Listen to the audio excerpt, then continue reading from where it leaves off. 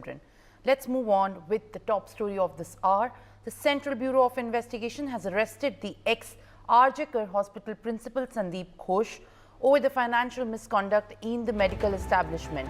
The arrest comes days after the central agency named him in the FIR in connection with its probe into the alleged financial irregularities at the hospital during his tenure at the RJ Kar Medical Hospital and College.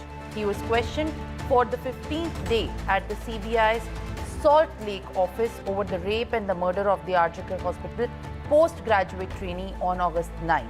The former principal was later escorted to the CBI's Nizam Palace office in Kolkata, which houses the agency's anti-corruption wing, and was shown as arrested.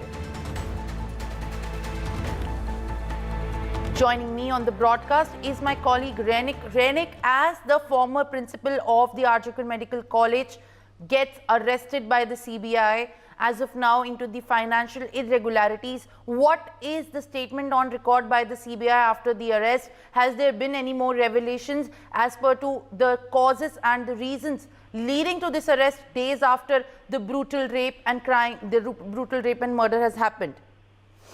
देखिए 2021 से 2023 के बीच पे जब RJ Kar medical college का अध्यक्ष था ये principal Sandeep Ghosh, उसी टाइम पीरियड में बहुत सारे कंप्लेन संदीप घोष के अगेंस्ट में आया था, जिसमें बायोमेडिकल हैजर्ड जो है उनका जो टेंडर देने के बाद उसमें फाइनेंशियल इरेगुलरिटी का कंप्लेंट भी सामने आया था। उसको लेकर कोलकाता पुलिस के पास 3 FIR भी किया गया था टाला पुलिस स्टेशन पर। उसी सिलसिले पर RJ Kar मेडिकल कॉलेज का डेप्यूटी सुपरिटेंडेंट की तरफ से एक कंप्लेंट किया गया था हेल्थ डिपार्टमेंट पे, मगर 2024 साल तक उसी कंप्लेंट के आधार पर ये केस को कोलकाता पुलिस को हैंडओवर किए थे West Bengal health department. West Bengal health department की तरफ से कोलकाता पुलिस को इंस्ट्रक्शन दिया गया था कि इसके ऊपर जांच किया जाए। उसके बाद ही कोलकाता पुलिस की तरफ से एक SIT तैयार किया गया था, जो SIT का जांच चल रहा था। जो SIT तैयार किया गया था 9 तारीख RJ Kar मेडिकल कॉलेज में ये लड़की का मौत होने के बाद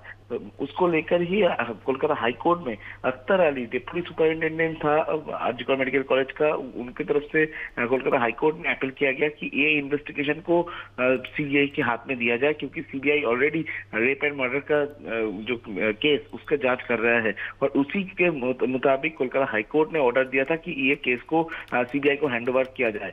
उसके बाद कोलकाता पुलिस की तरफ से ये पूरा केस को यानी RJ Kar मेडिकल कॉलेज का जो फाइनेंशियल करप्शन ये केस को हैंडओवर किया गया था CBI को। CBI की तरफ से नया FIR दायर करके ये इसका जांच चालू किया गया था।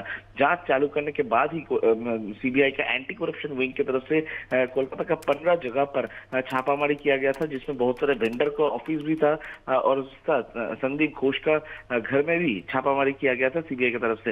मगर उसके बाद देखा गया कि संदीप घोष को जब CBI का क्राइम ब्रांच की तरफ से रेप एंड मर्डर केस में टाना 15 दिन पूछताछ किया गया, उसके बाद संदीप घोष को जब कल भी पूछताछ के लिए बुलाया गया था उसी जगह से, यानी कल संदीप घोष को क्राइम ब्रांच की तरफ से पूछताछ के लिए बुलाया गया था सॉल्ट लेक सीजीओ कॉम्प्लेक्स में CBI ऑफिस में। उसी जगह में शाम को 7:30 बजे के आसपास एंटी करप्शन विंग का ऑफिसर आके संदीप घोष को उसी जगह से सॉल्ट लेक सीजीओ कॉम्प्लेक्स के CBI ऑफिस से ही गिरफ्तार किया है। और CBI की तरफ से ये भी कहा जा रहा है कि फाइनेंशियल इरेगुलरिटी के मामले पर संदीप घोष के अगेंस्ट में उन लोगों को सबूत मिला है कि संदीप घोष फाइनेंशियल इरेगुलरिटी के साथ शामिल है, और इसी वजह से संदीप घोष को खुद का हिरासत में लेकर पूछताछ करना चाहते हैं CBI, और इसी वजह से उनको गिरफ्तार किया गया है। CBI की तरफ से ये भी कहा जा रहा है कि जो बायोमेडिकल हैजर्ड है